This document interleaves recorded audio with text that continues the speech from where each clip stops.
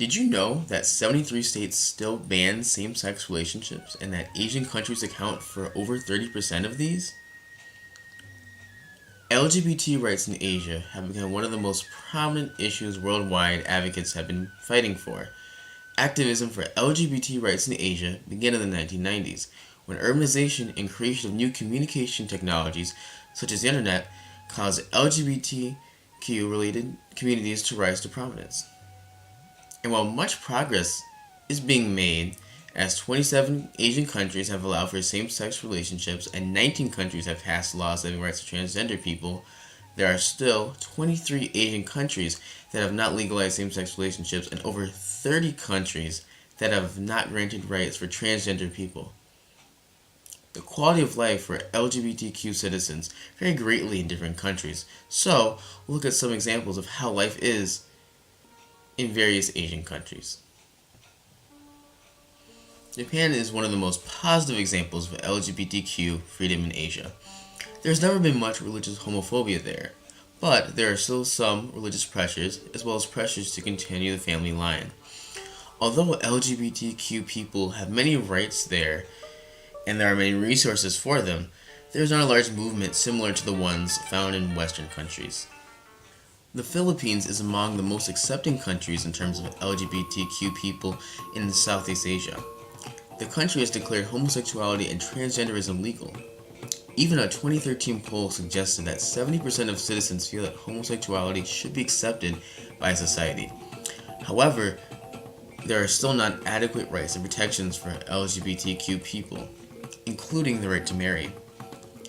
They still have to deal with significant violence.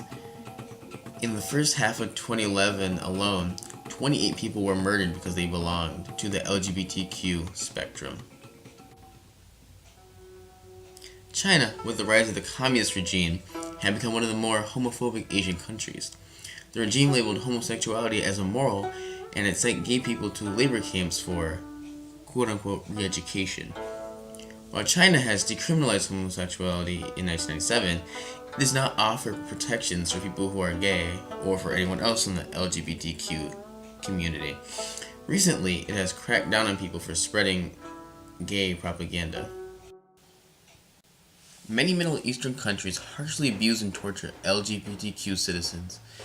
These countries include Saudi Arabia, India, Iran, and Uzbekistan. They also further discriminate against them by criminalizing homosexuality, offering no protections against LGBTQ people, and not considering hate crimes against them as human rights violations. Iran and Saudi Arabia in particular have laws that call for, quote, the execution of homosexuals. Another area where LGBTQ people face significant discrimination is Southeast Asia. Brunei, Singapore, Myanmar, Malaysia, and some areas of Indonesia have criminalized homosexuality. Singapore, Myanmar, and Malaysia have prison sentences, but Brunei has the death penalty for homosexuality. On top of this, none of these countries offer gender protections for transgender people. Transgender people have very limited access to gender confirmation surgery or hormone therapy, and also difficulty changing one's gender designation. Singapore activist Jean Chong has discussed how abuse of LGBTQ people is greatly underreported there. This abuse includes sexual assault aimed to correct one's sexuality, or people becoming homeless after getting kicked out. It's also been reported that countries like Malaysia have used Sharia law to ban quote-unquote transvestism and quote-unquote men posing as women. These laws are loosely defined and allow for various forms of abuse to happen to transgender people, such as unfair prosecution. Chong also describes how in many of these Southeast Asian countries, LGBTQ citizens struggle to live normal lives. Stigma and discrimination are found to lower education and job opportunities, and LGBTQ people do not have the space there to fight back. This results in people having poor quality of life, with people often having to turn to sex work or even dying. When examining the many different Asian countries and the state of LGBTQ rights there, it is clear that many LGBTQ people are unfairly discriminated against. These people in Asian countries may have to fear physical abuse, homelessness, imprisonment, or even death. Also, even in countries with more tolerance, LGBTQ citizens are still fighting for proper acceptance.